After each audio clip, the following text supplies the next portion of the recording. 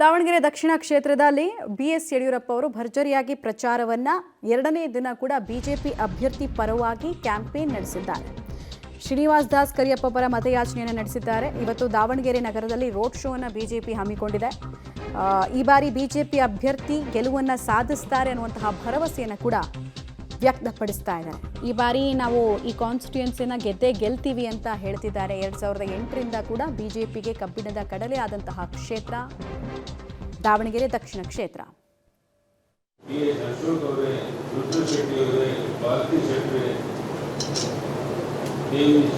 ಸಮಾಜದ ಯುವ ಅಧ್ಯಕ್ಷರೇ, ಉಪಸ್ಥಿತ ಎಲ್ಲ ಸಮಾಜದ ಬಂಧುಗಳೇ, ಮಾಧ್ಯಮದ ಸ್ನೇಹಿತರೆ, ಆದಿವಾಸಿ ಜನಾಂಗಕ್ಕೂ ಬಿಜೆಪಿಗೂ ಅವಿನಾಭ ಸಂಬಂಧ.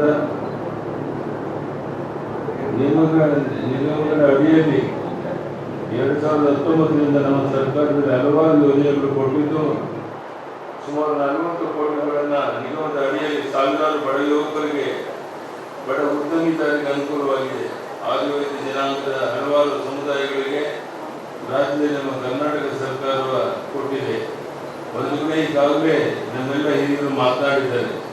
ಹೆಚ್ಚು ಮಾತನಾಡುವಂಥದ್ದು ನಾನು ಕೈಗೊಳಿಸಿ ನಿಮ್ಮಲ್ಲಿ ವಿನಂತಿ ಮಾಡುವಂಥದ್ದು, ದಯಮಾಡಿ ಈ ಚುನಾವಣೆ ಬಹಳ ಮಹತ್ವವಾದಂಥ ಚುನಾವಣೆ, ಬದಲಾವಣೆಯನ್ನು ತರಬೇಕಾಗಿರುವಂಥ ಚುನಾವಣೆ.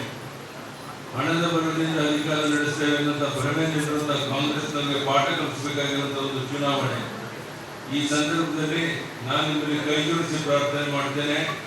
ನೀವು ನಿಮ್ಮ ಕುಟುಂಬದ ಓಟ್ ಕೊಡೋದು ಮಾತ್ರ ಅಲ್ಲ, ಮೊದಲಿಂದ ನೀವು ನಮ್ಮವರೇ ಆಗಿರೋದ್ರಿಂದ ಉಳಿದ ಸಮಾಜದ 4-5 ಓಟ್ಗಳನ್ನು ಕೊಡಿಸೋದ್ರ ಮೂಲಕ ನಮ್ಮ ಅಭ್ಯರ್ಥಿ ಶ್ರೀನಿವಾಸ್ ದಾಸ್ ಕರಿಯಪ್ಪನನ್ನು ಗೆಲ್ಲಿಸಿಕೊಡ್ಬೇಕು ಅಂತ ಕೈ ಜೋಡಿಸಿ ಪ್ರಾರ್ಥನೆ ಮಾಡಿ, ಇವತ್ತು ಬಹಳ ಒಟ್ಟಾದ ದೊಡ್ಡ ಸಂಖ್ಯೆಯಲ್ಲಿ ಸೇರಿ ನಮ್ಮ ಕಾರ್ಯಕ್ರಮ ಯಶಸ್ವಿ ಮಾಡಿಕೊಟ್ಟಿದ್ದೀರಾ.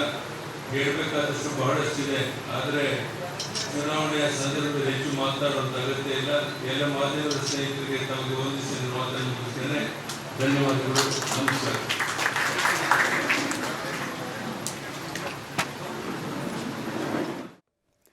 ಭರ್ಜರಿಯಾಗಿ ರೋಡ್ ಶೋ ಮತ್ತು ಅನೇಕ ಸಭಾ ಕಾರ್ಯಕ್ರಮಗಳನ್ನು ಬಿಜೆಪಿ ಮಾಡ್ತಾ ಇದೆ ದಾವಣಗೆರೆ ದಕ್ಷಿಣ ಕ್ಷೇತ್ರದಲ್ಲಿ.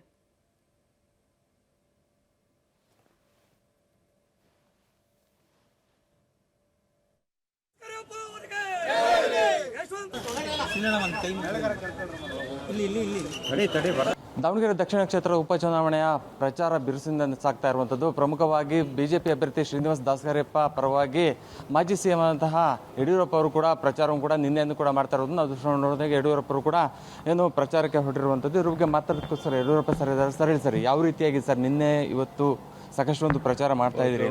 ತುಂಬ ಚೆನ್ನಾಗಿದೆ. ದಾವಣಗೆರೆ ಬಾಗಲಕೋಟೆ 2 ಕ್ಷೇತ್ರ ಗೆಲ್ತೀವಿ ಅನ್ನೋಂಥ ವಿಶ್ವಾಸ ನಮಗಿದೆ. ಆ ದಿಕ್ಕಿನಲ್ಲಿ ಪ್ರಾಮಾಣಿಕ ಪ್ರಯತ್ನ ಮಾಡ್ತಿದ್ದೇವೆ.